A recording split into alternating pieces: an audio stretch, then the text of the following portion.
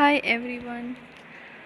Today we meet again with one short note, narrative poets in 18th century with special reference by R.J. Rees. આની પહેલાં આપણે question જોઈ ગયા છીએ જે તમારે જે સેકન્ડ ચેપ્ટરમાં આપણે સ્ટડી કરવાનું છે બેલાડ પછી આપણે જોયું એની પછી આપણે આજે જોયું છે નરેટિવ પોએટ્રી.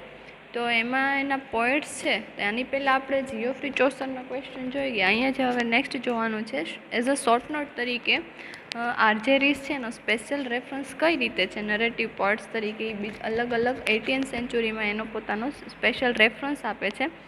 એમાં જોઈએ આપણે ફર્સ્ટ જ્યોર્જ કેબ્લર. He has been the most underestimated poet belongs to the 18th century.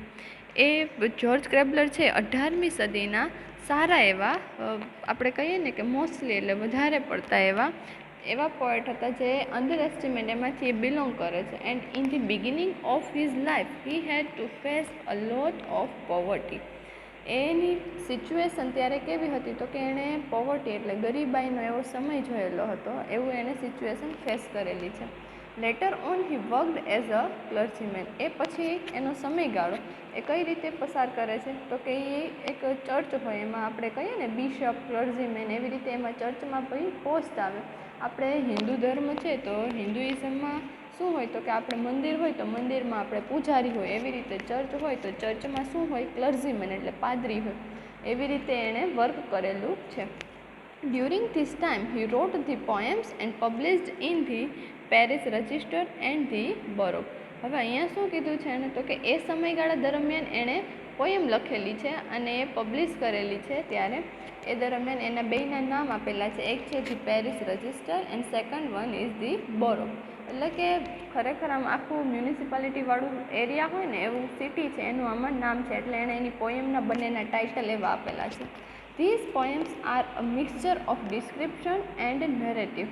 હવે આ જે પોએમ છે એ કેવી છે તો કે એમાં ડિસ્ક્રિપ્શનની સાથે નરેટિવ પણ છે, એ બેયનું મિક્સચર છે, બોથ છે. Including the dramatic tale of the solitary and savage fisherman. સાથે એમાં શેનો સમાવેશ કરેલો છે તો કે એક ડ્રામેટિક કથા હોય, વાર્તા હોય, ટેલ એટલે સ્ટોરી છે એવી, અને સાથે એમાં શું જોવા મળે છે તો કે એમાં સોલિટરી જોવા મળે એટલે કે આપણે કહીએ ને લોનલી હોય, એકલતા ફીલ થાય એવું. અને સાથે બીજું કેવું કીધું તો કે સેવેજ ફિશરમેન એટલે એક જંગલી એવો એક માછીમાર છે એની એમાં વાત કરેલી છે.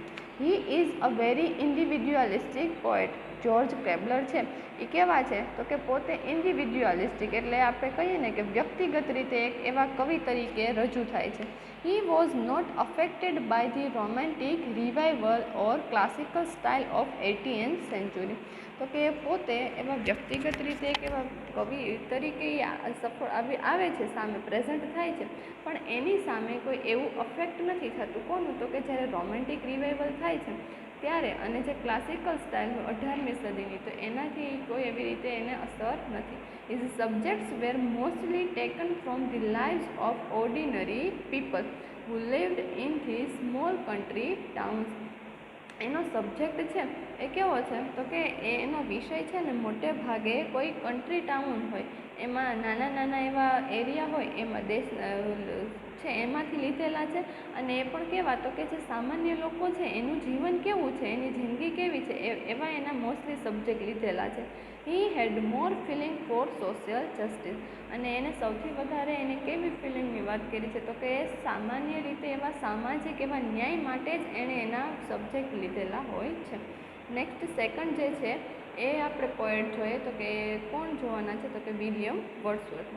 હી has been considered the greatest poet of England. સૌથી વધુ મહાન એવા કવિઓમાં જેની ગણના થાય છે ઇંગ્લેન્ડના, એમાં અહીંયા લેવાના છે William Wordsworth. His collaborative task of lyrical ballads with Coleridge brought a great revolution in the field of romantic poetry. એટલે કે એ પોતે એવા સારા મહાન કવિમાં ઇંગ્લેન્ડમાં એની ગણના થાય છે, અને એનું કોલાબોરેશન એટલે કે એનું ટુગેધરમાં જે વર્ક છે એ કયું છે તો કે લિરિકલ બેલાડ છે.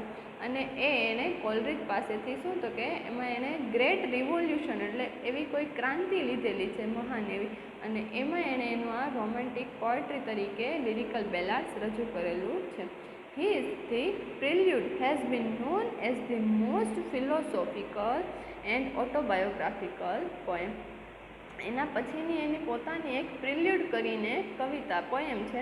એ કેવી છે તો કે જે શરૂઆતમાં લખવામાં આવે, બિગિનિંગમાં. પ્રિલ્યુડ એટલે જે પ્રસ્તાવના સ્વરૂપે તમે કોઈ કામ કે ઘટના એવી બની ગઈ હોય અને એના વિશે લખો છો, તો એનું ટાઇટલ આપેલું છે ધી પ્રિલ્યુડ. અને કેનાથી જાણીતી છે? Most known as the most philosophical and autobiographical poem. એટલે એ તો કે એના આત્માને અભિવ્યક્ત કરે છે, એનું પોતાનું કંઈ ઓટોબાયોગ્રાફી, આત્મકથાને કંઈ વર્ણન કરતું હોય એવું, અને એ તત્વજ્ઞાની ફિલોસોફિકલી એવી રીતે રજૂઆત કરે એવી કવિતા છે. Michael is his best narrative poem. એના પછીની છે એ માઇકલ પણ એના પછીની એવી બેસ્ટ નરેટિવ પોએમ છે. It is the story of an old shepherd in the Lake District. હવે એની આ સ્ટોરી છે એ કેવી છે તો કે જે જૂનો એક એવો શેપર્ડ હોય અને એ લેક એમાં શું હોય તો કે એવી રીતે કોઈ એમાં લેક ડિસ્ટ્રિક્ટમાં એ જોવા મળે છે એવી એની વાત એમાં કરેલી છે. It is return in the simple and direct style with tragic elements. અને એ એણે સાદી એવી સરળ ભાષામાં અને ડાયરેક્ટ શૈલીમાં જ લખેલી છે, પણ એમાં એના એલિમેન્ટ્સ છે એ કેવા છે તો કે ટ્રેજિક એલિમેન્ટ્સ જોવા મળે છે. His other narrative poems are Lucky Grey, The Idiot Boy and Laodamia. અને બીજી એની અધર એવી કે ઘણી બધી જે બીજી પોએમ છે એના ટાઇટલ અહીંયા નામ આપેલા છે, એટલે તમે વધારે ન યાદ રહે તો કાંઈ નહીં, પણ એક બે નામ યાદ રહી જાય તો બેટર છે. નેક્સ્ટ જોઈએ ST. કોલરિજ. He was leading romantic poet and a best friend of Wordsworth, who also contributed in lyrical ballads. William Wordsworth અને એસ.ટી. કોલરિજ છે બંને બેસ્ટ ફ્રેન્ડ હોય છે, અને એનું મુખ્ય એની ગણના રોમેન્ટિક પોએટમાં જ થાય છે, અને એનું બેનું કોન્ટ્રીબ્યુટેડ કરેલું વર્ક છે lyrical ballads. As a literary critic his Biographia લિટરેરિયા.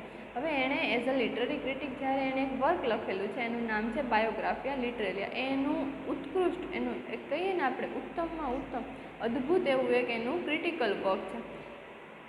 Biographia Literaria is an excellent critical work focusing on the concept of fancy and imagination. એમાં મેઇન કોન્સેપ્ટ છે એ ફોકસ કોના ઉપર કરેલું છે તો કે એનો આખો વિચાર છે ને એ ઇમેજિનેશન ઉપર અને ફેન્સી, એટલે એમાં શું હોય તો કે કલ્પના જ વધારે કરાયેલી છે.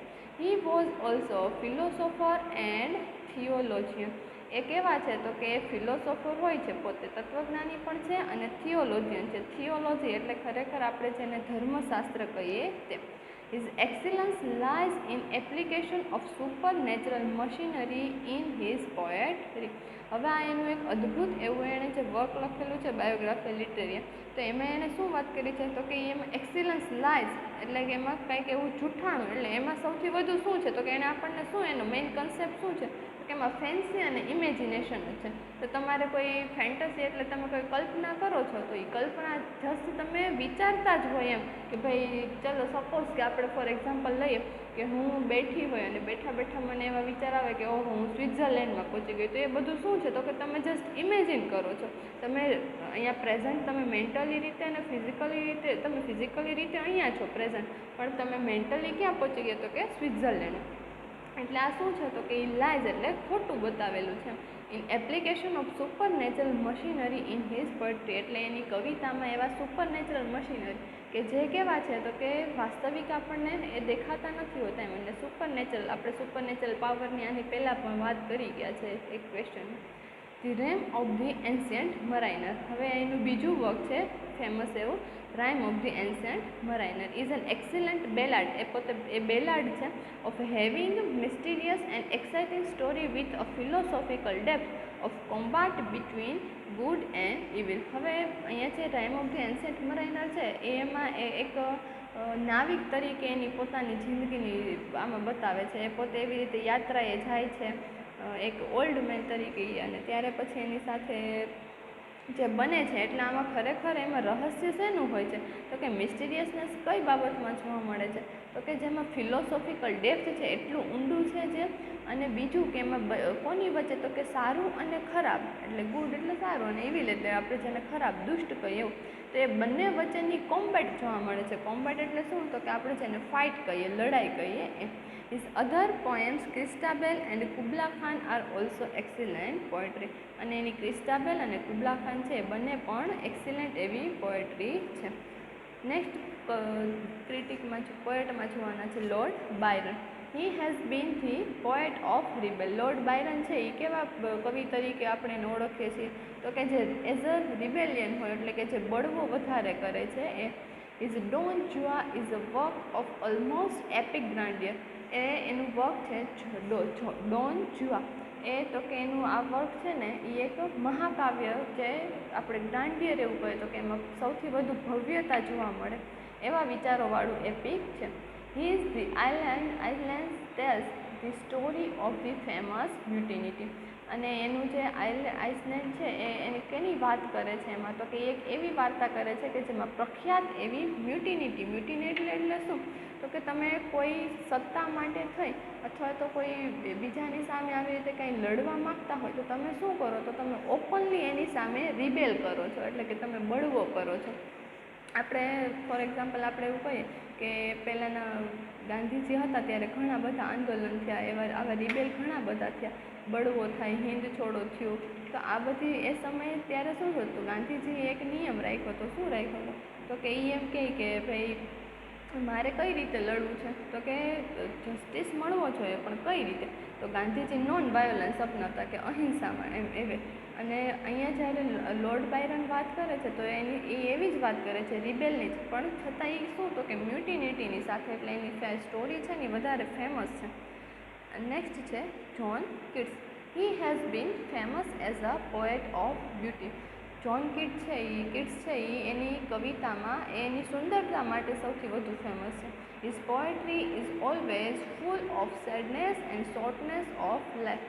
એની પોએટ્રી છે એ સૌથી વધુ સેડનેસ બતાવે છે અને લાઈફની શોર્ટનેસ બતાવે છે. Is narrative are rich in sensuous description. એ પોતે એનું વર્ણન છે ને એમાં એટલા એ સમૃદ્ધ છે કે જેમાં સેન્સિયસ ડિસ્ક્રિપ્શન જોવા મળે. એનું વર્ણન છે ને એ ફૂલ્લી એવા તમને તમારી અંદર સેન્સિયસ ક્રિએટ કરે. એનું વર્કનું નામ છે Endymion is a long classical poem. એ લાંબી એવી ક્લાસિકલ પોએમ છે. His the eve of Saint Agnes and Isabella are the finest love poems full of nature's description emotions and imagination. એનું આ વર્ક જે છે એમાં એની ફાઇન એવી લવ પોએમ છે આ બંને અને એમાં નેચરના ડિસ્ક્રિપ્શન્સની સાથે સાથે શું જોવા મળે છે તો કે નેચરલી ડિસ્ક્રિપ્શન્સ તો હોય જ છે પણ સાથે એમાં ઇમોશન્સ પણ જોડાયેલા હોય છે અને ઇમેજિનેશન્સ પણ જોડાયેલા હોય છે. તો આ નાની એવી એક શોર્ટ નોટ છે જે શોર્ટલી તમારે સ્ટડી કરવાની હતી. ઓકે નેક્સ્ટ આના પછી હવે આપણે જોશું એ આપણો ચેપ્ટર નેક્સ્ટ છે ટ્રેજિક ડ્રામાનો ક્વેશ્ચન આવશે. Okay thank you for listening.